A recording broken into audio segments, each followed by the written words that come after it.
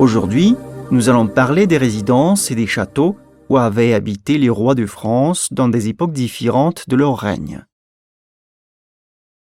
Mais qu'est-ce qu'un château? Il a des fonctions multiples. Un château, c'est un lieu de pouvoir, un lieu de refuge, un lieu de justice, un lieu de production, un lieu d'habitation.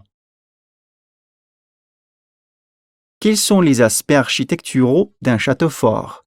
Alors, les éléments constructifs du château fort sont les suivants.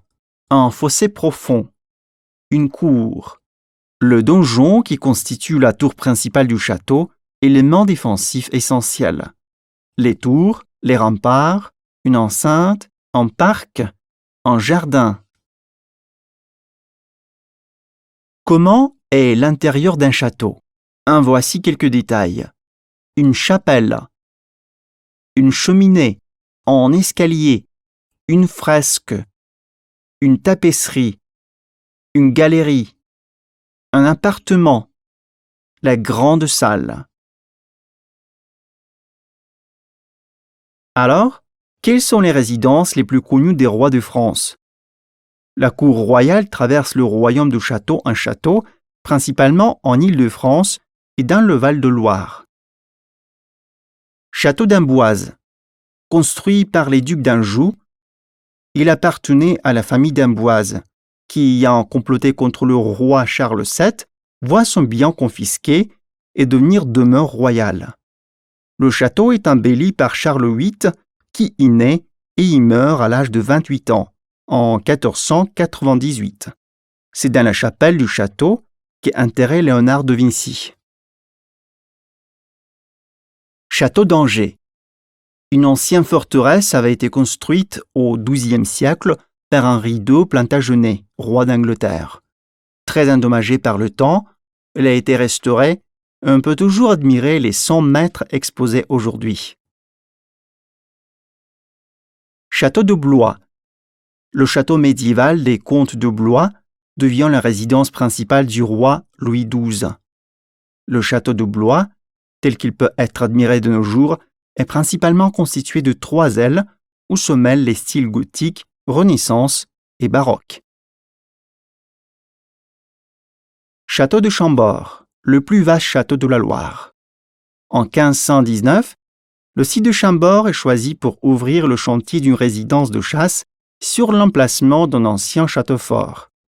Les rois de France délaissent le château après la mort de François Ier. Il se dégrade peu à peu. Louis XIV fait à nouveau entreprendre des transformations en 1684. Molière y a donné sa première représentation du bourgeois gentilhomme en 1670. Château de Chenonceau. Le premier château et son moulin, édifiés au XIIIe siècle, seront reconstruits par la famille noble marquaise en 1432. Catherine de Médicis fait édifier sur le pont la célèbre galerie.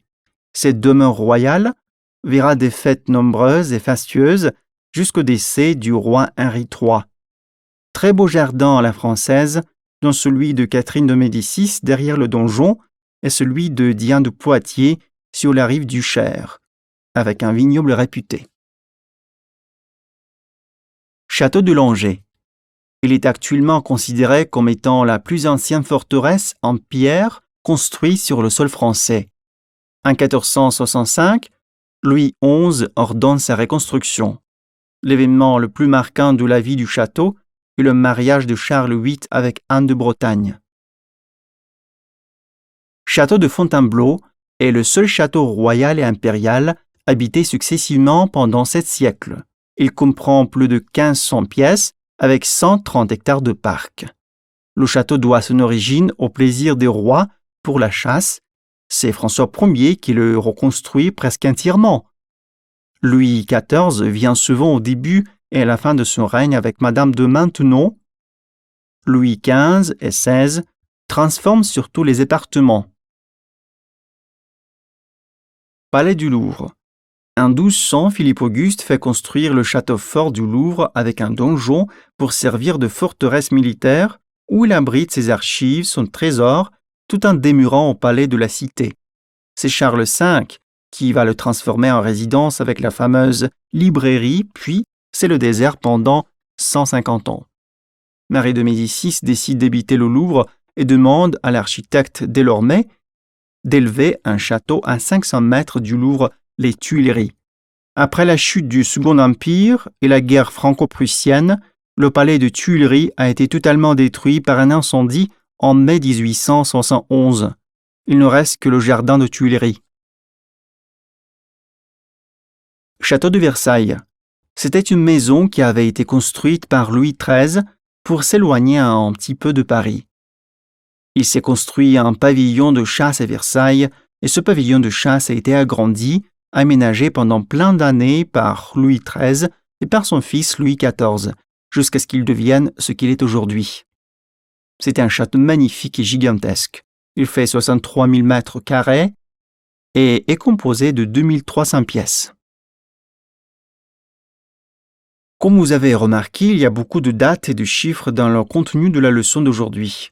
Il faut non seulement prononcer ces chiffres correctement, mais aussi les écrire. Quelles sont les règles de l'écriture des numéros cardinaux? Observez-les. En. Ils s'accordent en genre, masculin, féminin. 20 et 100.